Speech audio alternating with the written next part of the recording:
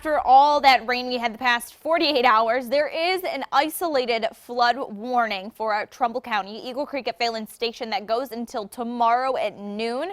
Not at flood stage yet, but it is expected to crest at minor flood stage. So just something to keep in mind. Roads could be affected by that up by Eagle Creek. Now, right now, the rest of us really just dealing with some cloudy skies, 31 degrees just below that freezing point. We do have some snow on the way for your morning and afternoon. Aside from that, it's also breezy outside again today.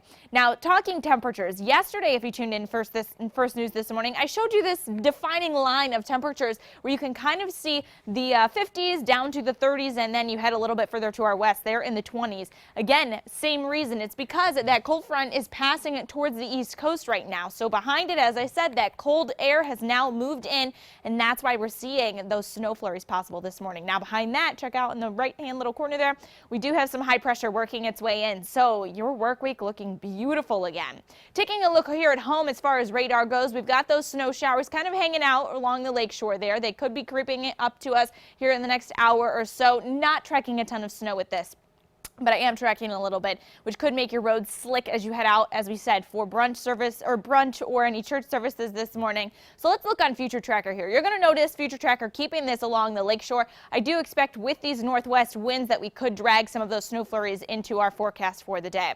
Now, as we head throughout the afternoon, we're going to really be scraping for those mid-30s. But the good news with that is as we get above that freezing point, it's a little bit more likely to be drizzle as opposed to snow.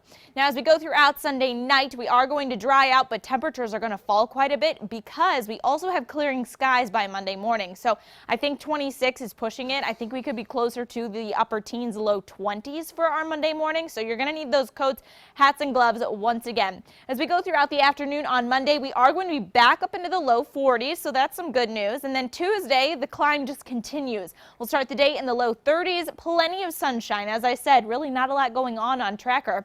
By the afternoon, 50s again, and then we're going to again continue the climb. So here is a look at these models. If you tuned in yesterday, you noticed they were looking upwards of 5-6 inches on some points.